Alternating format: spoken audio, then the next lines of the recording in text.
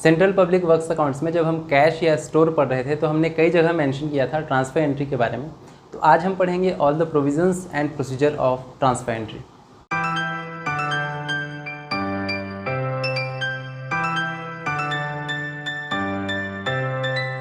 Hello friends, welcome to the Stolen Notes. Today we are going to study transfer entry. Transfer entry basically क्या होता है कि एक account या एक हेड में कोई डेबिट या क्रेडिट है तो उसको हम ट्रांसफ़र करें अगर किसी दूसरे अकाउंट या दूसरे हेड में, तो इसको हम कहते हैं ट्रांसफ़र एंट्री। तो आइए सबसे पहले देखते हैं कि ट्रांसफ़र एंट्री करने की ज़रूरत क्यों पड़ती है। What is the need of making a transfer entry. So need of transfer entry में सबसे पहले है to correct an error of classification. Error of classification क्या होता है कि आपको किसी एक अकाउंट या एक हेड में डेबिट या क्रेडिट करना था और आपने गलती से किसी दूसरे अकाउंट या दूसरे हेड में डेबिट या क्रेडिट कर दिया, तो इसको हम कहते हैं एरर ऑफ क्लासिफिकेशन को। इसको जब आपको करेक्ट करना होगा तो आपको जिस अकाउंट में आपने गलती से डेबिट या क्रेडिट किया है उस डेबिट या क्रेडिट को जिस अकाउंट में करना था वहाँ ट्रांसफ़र करते हैं। ये है first need of transfer entry. Second one is to clear suspense head. हमने सस्पेंस हेड का कॉन्सेप्ट पढ़ा था कि जब हमें नहीं पता होता कि कोई भी चार्ज या कोई भी एक्सपेंडिचर कौन से हेड में जाएगा तो हम उसे एक टेम्परेरी हेड में डेबिट या क्रेडिट कर देते हैं, ठीक है, और फिलहाल उसको वहीं रखते हैं जिसको हम कहते हैं सस्पेंस हेड, और बाद में उसको वहाँ से क्लियर करके जो ओरिजिनल हेड होता है उसमें हम उसको ट्रांसफ़र करते हैं। तो इसके लिए भी यूज़ होगा transfer entry. Next is to bring certain classes of transactions into account. बहुत सारे ऐसे ट्रांजेक्शन्स हैं जो डिवीज़न के कैश या स्टॉक अकाउंट में नॉर्मली नहीं आते,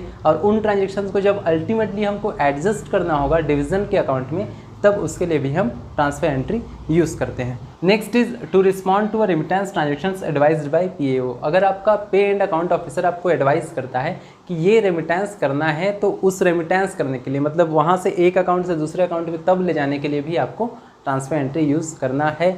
इसके बाद है in order to relieve an account of work. मान लीजिए किसी वर्क पे कोई वर्क कंटिन्यू है, चल रहा है, प्रोग्रेस में है, और उसको आपने इशू किया है, उस वर्क पे मटेरियल इशू किया होगा, ठीक है, तो उसको जब वर्क को अकाउंट आपको क्लोज़ करना है या फिर आपको लगा कि नहीं ये मटेरियल एक्सेस में वहाँ पे है और आपको वहाँ से उसको रिलीव करना है, किसी दूसरे वर्क या दूसरे अकाउंट में उसको ट्रांसफ़र करना है, तो भी इसके लिए आप ट्रांसफ़र एंट्री यूज़ करते हैं। Next is to effect periodical adjustment. ऐसे एडजस्टमेंट जो पीरियोडिकली आपको करने हैं, जैसे कि जीपीएफ का इंटरेस्ट होता है तो वो हर साल आपको इंटरेस्ट जीपीएफ अकाउंट से क्रेडिट करके आपको जो इंटरेस्ट रिसीट अकाउंट है उसमें आपको डेबिट करना होता है। तो ऐसे जो पीरियोडिकल एडजस्टमेंट है इसके लिए भी आपको ट्रांसफ़र एंट्री की ज़रूरत होती है।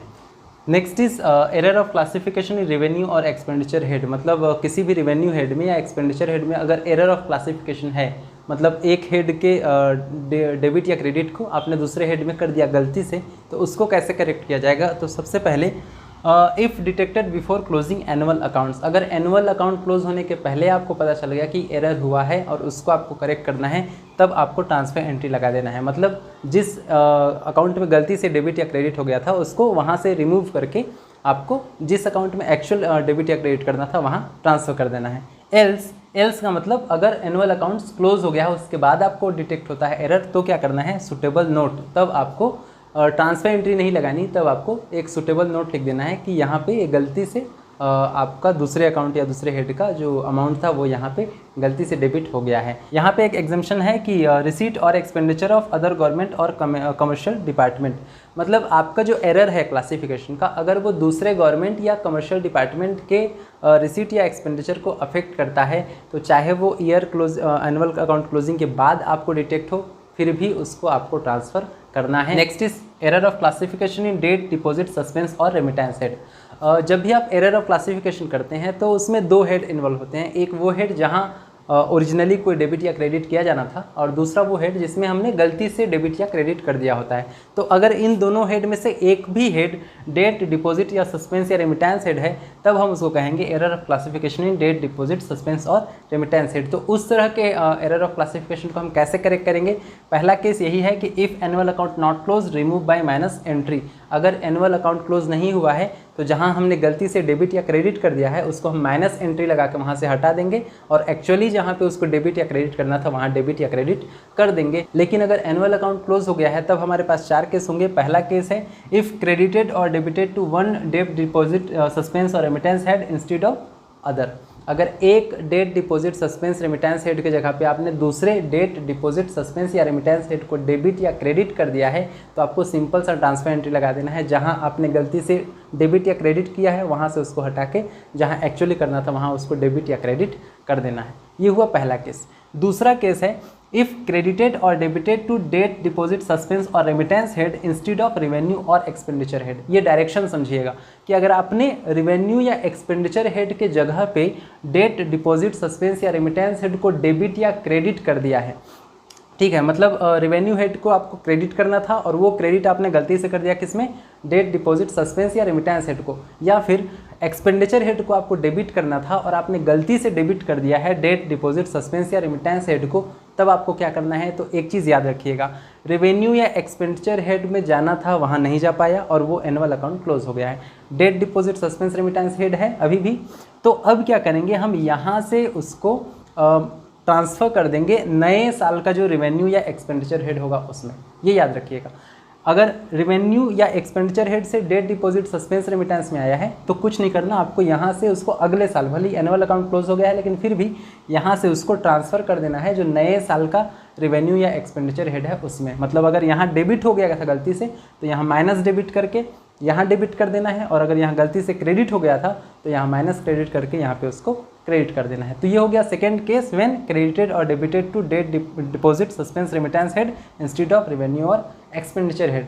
थर्ड केस आता है अब इसका उल्टा, तीसरे और चौथे के जो केस हैं वो इसके उल्टे हैं। थर्ड केस है if credited to revenue head instead of deposit suspense remittance, और चौथा केस है if debited to expenditure instead of debt deposit suspense remittance. तो इन दोनों का प्रोसीजर लगभग सेम है।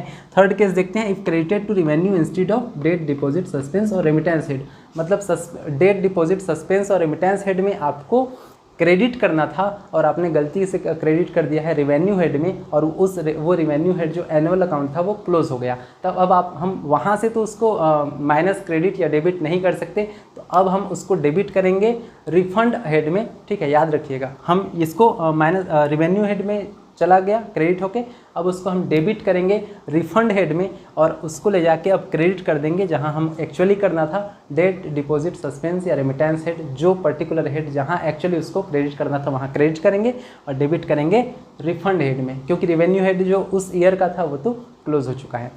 Similarly last case is if debited to expenditure instead of debt deposit suspense और रेमिटेंस हेड, मतलब debt deposit suspense remittance head में आपको डेबिट करना था और गलती से आपने डेबिट कर दिया एक्सपेंडिचर हेड में, और उसके बाद उस एक्सपेंडिचर हेड का जो एनुअल अकाउंट था उसको आपने क्लोज कर दिया, तो एनुअल अकाउंट क्लोज हो गया है। अब यहाँ तो हम उसको माइनस डेबिट नहीं कर सकते, तो अब हम इसको क्रेडिट करेंगे डिपार्टमेंटल रिसीट हेड में, याद रखिएगा, इसको हम अब क्रेडिट करेंगे डिपार्टमेंटल रिसीट हेड में, और अब ले जाके उसको डेबिट कर देंगे हम डेट डिपॉजिट सस्पेंस और रेमिटेंस हेड में। अब एक चीज़ याद रखिएगा कि मान लीजिए ये जो डिपार्टमेंटल रिसीट हेड यहाँ पे हमने क्रेडिट किया, डिपार्टमेंटल रिसीट हेड अगर उस डिपार्टमेंट में नहीं है तो उसको क्रेडिट किया जाएगा 0075 मिसलेनियस जनरल सर्विसेज पे, और डेबिट किया जाएगा DDSR that is debt deposit suspense remittance head में। तो ये होता है the procedure to rectify the error of classification in debt deposit suspense और रेमिटेंस हेड।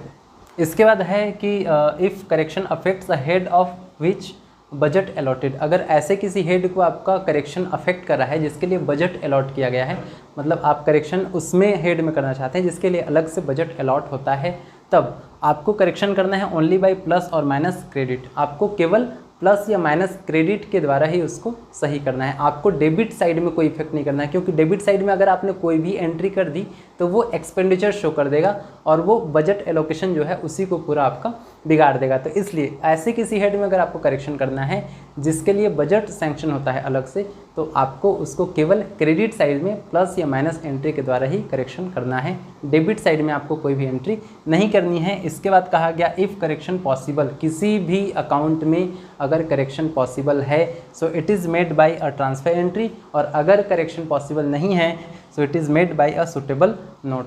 अगर करेक्शन पॉसिबल है तो ट्रांसफर एंट्री लगाएंगे, अगर करेक्शन पॉसिबल नहीं है तो एक सुटेबल नोट लिख देंगे। If correction advised bye account officer during audit, audit आपने कराया और अकाउंट ऑफिसर ने एडवाइस किया कि ये करेक्शन आपको करना है, तो अब जो आप करेक्शन करेंगे it is made in red ink, it is attested by DA and authority is noted. ये रेड इंक में किया जाएगा, डिविजनल अकाउंटेंट इसको अटेस्ट करेगा और अथॉरिटी नोट करेगा कि किस ऑर्डर के द्वारा उसको पे एंड अकाउंट ऑफिसर ने एडवाइस किया था ये करेक्शन करने के लिए। इसके बाद है कि for every transfer entry formal transfer entry order in CAM 34 और ऑर्डर इन अदर डॉक्यूमेंट। हर ट्रांसफ़र एंट्री के लिए सबसे पहले civil accounts manual form number 34 में एक ट्रांसफ़र एंट्री ऑर्डर दिया जाएगा, उसके बाद ही किया जाएगा। हालांकि कुछ केसेस में आपको कैम 34 की ज़रूरत नहीं होती, दूसरे डॉक्यूमेंट्स में भी अगर ट्रांसफ़र एंट्री का ऑर्डर दे दिया गया है तो उसके बेसिस पे आप ट्रांसफ़र एंट्री कर सकते हो।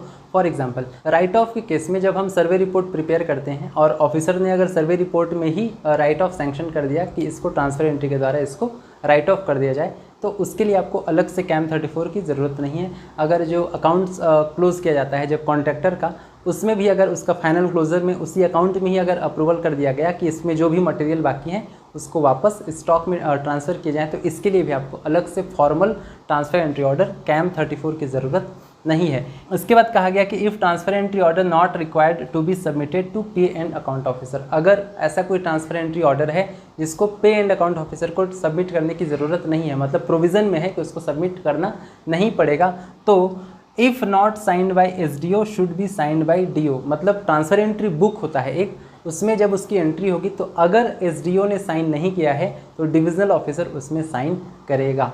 ये तब की बात है जब पे एंड अकाउंट ऑफिसर में उसको सबमिट आपको नहीं करना है।